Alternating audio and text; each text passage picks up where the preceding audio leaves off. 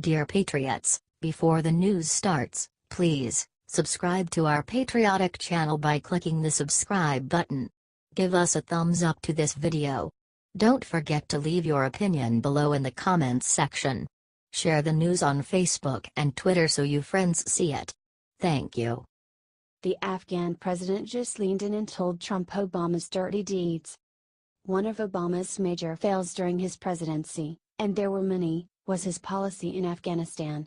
He increased the number of troops in the war-torn country to about 100,000, yet he micromanaged his commanders to the point where they were totally ineffective. Obama announced he would begin withdrawing troops and gave a timeline as to when that would happen, but then reneged in 2015 and stopped the withdrawal after the Taliban seized more territory than ever before. President Trump inherited Obama's Afghanistan mess. Reluctant to leave the country vulnerable to a total Taliban takeover by withdrawing all American forces, President Trump decided to stay in. President Trump's strategy is totally different from Obama's. He was going to let his commanders have free rein, trusting that they knew how to win more than he did, and he wasn't going to announce to the world exactly what those plans were. Now, it seems like that strategy is paying off. President Trump met with Afghanistan President Ashraf Ghani during the UN General Assembly in New York on Thursday. Ghani praised the U.S. president's strategy in his country, saying the 4 weeks since Trump made his announcement have been like night and day for the country. That's right people, before Trump equals night, after Trump equals day. His burn on President Obama was so subtle you might have missed it. He told the president, "You made this decision on the basis of courage and determination. We salute your courage. The cloud of uncertainty has been lifted, but equally important is your commitment to a political solution at the end of this process." Ghani added, "We do not ask for a blank check. We are determined to do what is ours, fight corruption, ensure that there's no waste of resources, full accountability for the results, and significant momentum so that the American people can know that, under your wise leadership, the results that were not within grasp will now be achieved." Well, look at that folks, President Trump is reversing Obama's failed Afghanistan policy, and the Afghan president himself said it. Obama should be hanging his head in shame. HT Washington Times.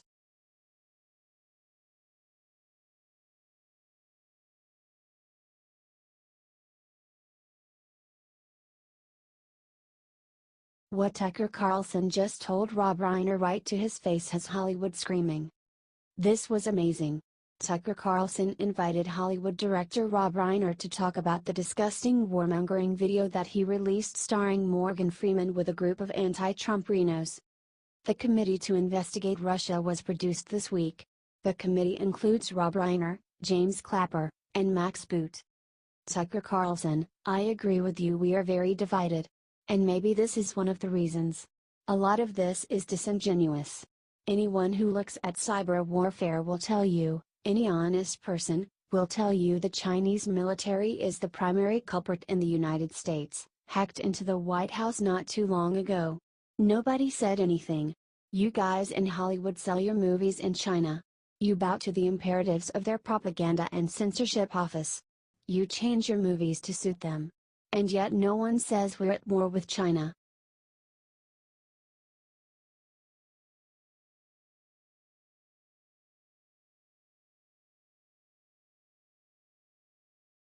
Swamp attack: Mueller just crossed the line and did something horrible to Trump. Special counsel Robert Mueller has now asked the White House to turn over all documents related to the Donald Trump Jr. statement on the meeting with a Russian lawyer at Trump Tower. The statement was supposedly drafted on Air Force One and was approved by President Trump. It was later shown to be false after Trump Jr. released his email messages from the meeting. Mueller's investigation is going too far and is a threat to our republic. According to Politico, the phone records from Air Force One are now included in the document request. Mueller is hoping to interview White House staffers that were present when Trump supposedly dictated Trump Jr.'s statement. Share this everywhere if you think the Mueller investigation is a sham attempt to take down our elected president. We cannot back down, y'all. The swamp is threatening to swallow our country and we cannot let it.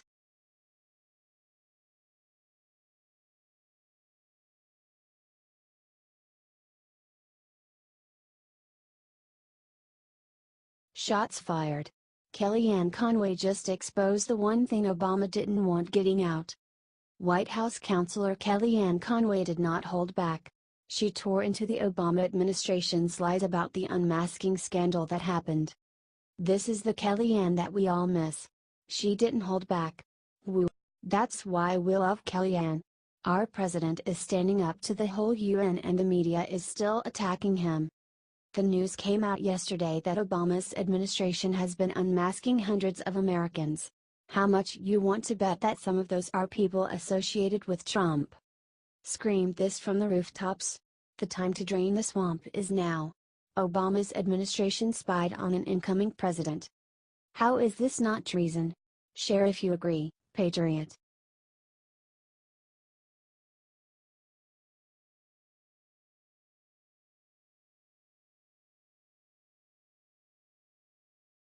Trump just achieved the highest goal ever that has everyone thunderstruck.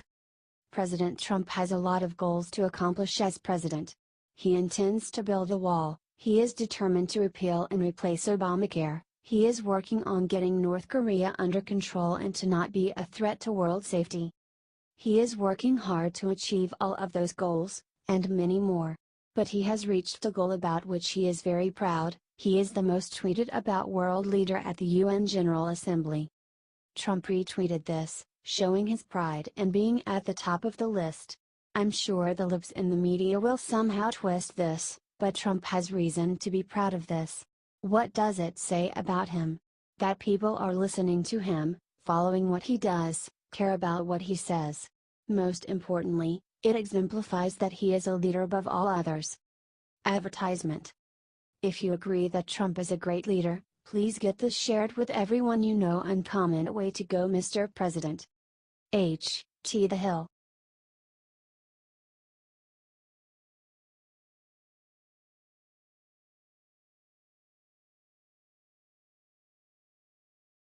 Immediately after Trump's new sanctions, North Korea unveiled their evil plan to get revenge. Yesterday President Donald Trump signed an executive order that will prevent the U.S. from doing trade with any country caught trading with North Korea. Basically, Kim can only give up his nukes now or starve. Of course, you can bet the lunatic leader of the rogue state was not too happy when he saw Trump's new sanctions. Now, couple that with his UN speech where he promised to completely destroy North Korea, and you have a recipe for disaster. So what did Kim Jong-un do in response? He went and grabbed an even bigger hydrogen bomb. This time, however, he will not be testing it in North Korea.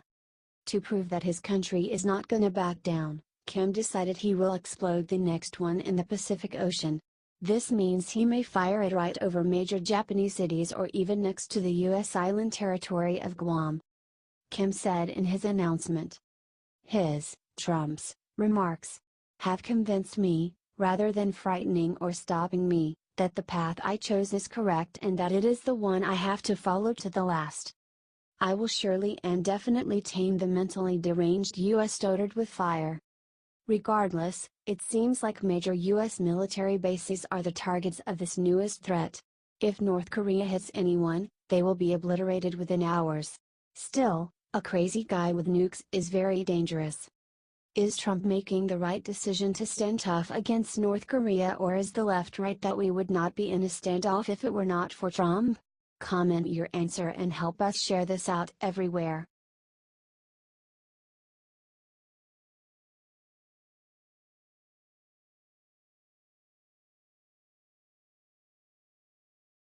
Big heart. After seeing hurricane damage, President Trump did something amazing for Puerto Rico. Admittedly, it was a bit strange to see President Donald Trump talking about Puerto Rican hurricane damage in the middle of his meeting with the Ukrainian Prime Minister yesterday. Still, he took the chance to announce his own big plans. While Trump was conversing with the PM, he turned to the camera and said he had a special report about the hurricanes. The U.S. will be working overtime to rebuild Puerto Rico and President Trump will go there himself to help out. The president talked specifically about rebuilding the Puerto Rican power grid, which was completely obliterated following Hurricanes Irma and Maria. Since then, the U.S. territory has been without power. Sure, it's not a story of scandal or intrigue. There was no corruption, murder, nuclear missiles, or any of that. What this is a story about a US president who cares about all Americans including Puerto Rico. He cares enough to go himself to see the damage and help where he can. The media only seems to report anti-Trump stories. They thrive off of them. So help get this shared everywhere and show America the side of the president they don't get to see.